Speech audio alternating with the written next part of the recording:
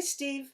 Happy birthday. Sorry I can't be there with you in person, but since I can, I'm going to make you a YouTube video, and the theme of this video is artifacts of your early life.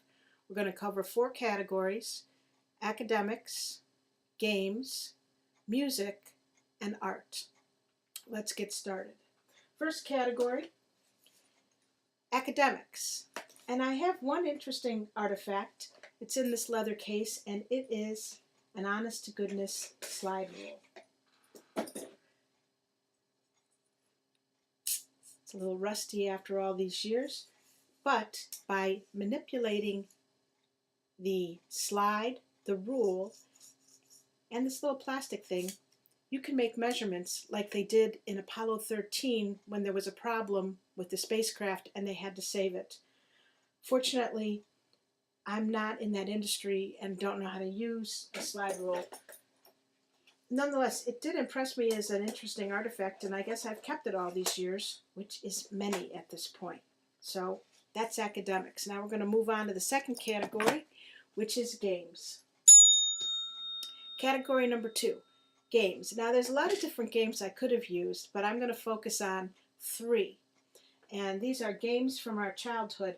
I actually am not even 100% sure that these were games that you had or games that you particularly liked, but they're games from Glenview and that I've kept because I actually do like games, and I'm getting more and more into collecting old games, so I'm glad I have these. The first one we have here could be familiar to a lot of the viewers of this video: the Game of Life, a family game. And in this corner we have Art Linkletter. I heartily endorse this game. That's good. It's a game by the Milton Bradley Company in Springfield, Massachusetts. And I think a lot of people might have played this game at some time or another. I haven't played for a long time, but it does teach you themes. In fact, it kind of indoctrinates you when you're a little kid. Here are things I remember about learning how to play the Game of Life. First of all, you have to go to college. If you go straight into business, you will never win in this Game of Life. Second of all, once you go to college and then you end up landing on a square that makes you gives you a profession, it's best to be a doctor. Not sure that that's really true anymore, but it is true in the Game of Life. Another thing is the payment structures in this game really encourages you to have lots and lots of kids. I'll just move on. And number 4, remember, gambling often pays off, both in the form of gambling in the stock market and other lucky things that can happen to you if you're gambling. So those are some of the lessons that I've learned from the Game of Life. And I'm glad that I still have it. The second game is really a rare game. It's called Le Mans, or perhaps it's called Le Mans. And this is a game from the Avalon Hill Company in Baltimore, Maryland, and it's a racing game. It says, now you drive a sports car in this realistic family/social racing game by Avalon Hill. It's an adult game for persons ages 12 and up. I did dig around in it a little bit before I started filming, and it's very complicated. I'm not sure we played a lot, but there were a few old scorecards in it from Mom and Dad. And fortunately, I couldn't decipher what was going on enough to figure out who was winning and who was losing. But maybe Mom remembers that. I didn't see any scorecards with your name on it. It maybe wasn't even your game at all. Okay, third game. The Clapper Game. Now, this is a terrific game for group or solitaire. It's by the William F. Druckey and Sons Incorporated in Grand Rapids, Michigan. And I thought it might be fun.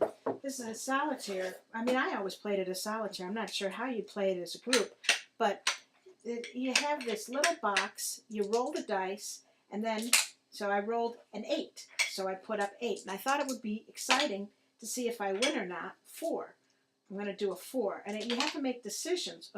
2. If I roll another 2, the game is over. But I thought it'd be exciting to see if I could win or not on my first try. 9, that's a good one to get. Okay, I've got a 1, 3, 5, and 6 left. That gives me lots of degrees of freedom. an 8, I could either take this as a 1 and a 7 or a 3 and a 5. I'll take it as a 1 and a 7. Okay, leaving me with a 3, 5, and a 6. I rolled a 7. I didn't win, but I did have a good time. So that concludes the games segment of Artifacts of Your Life.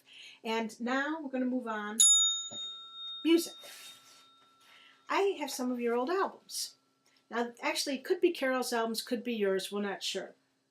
This one's a classic, WCFL, 21 Sounds of the Sunset. This was a great album. It's got songs like Summer in the City, Along Comes Mary.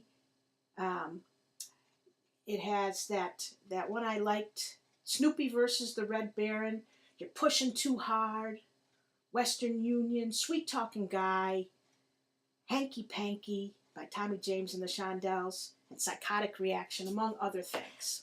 So that's pretty good. But I really wanted to focus here on the Beatles because between you and Carol, I end up, you and Carol plus me collecting and holding on to things and also liking the Beatles, I end up with a treasure trove. Meet the Beatles, the original first album by England's phenomenal pop combo on Capitol Records.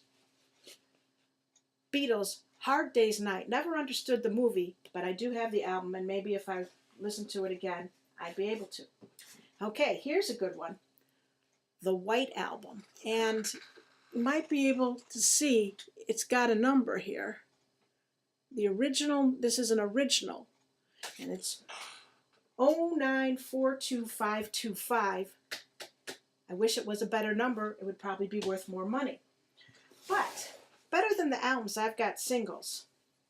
In fact, I've got Please Please Me, She Loves You with an original cover, The Beatles, I Want to Hold Your Hand, also backed by I Saw Her Standing There, Twist and Shout on Twal Records, which I think is kind of rare. Also, for some reason, I used to think Twist and Shout sounded like Ann Jacobs, our neighbor, was singing.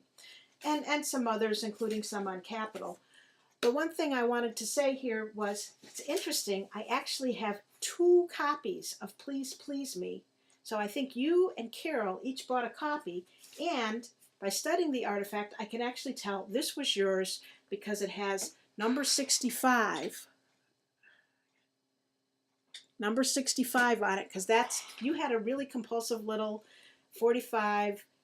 You could dividers, and you could file your 45s. I gave this to Evan a few years ago, like 10 or 15 years ago. Totally regret it. Wish I had kept that, but I didn't. Evan, any chance you have that, you could regift it to me. We'd be good. Finally, we're going to go on to the last category, and that's art. This is bringing you into the modern era, but there is one art piece that you made that I wanted to show you. And this stained glass map of my map of my life in Philadelphia. This went through about 1998. I started at Penn, small and puny, not so great, lots of challenges. And then later, many years later, I moved to Fairmont. This was 2201 Pennsylvania. Here's the Art Museum, Ben Franklin Parkway down to City Hall. I'm in my element now. Please, if you really want a challenge, you could add a piece that's the Harrisburg piece. Not really necessary because things, kept getting better and better from there. And we end up, now I'm back. I'm actually a little bit up here, but this map still pretty much works. Here's where I live now. Here's where I work right near City Hall. And again, things are going great. I hope they're going great for you. I hope you have a good birthday. Enjoy.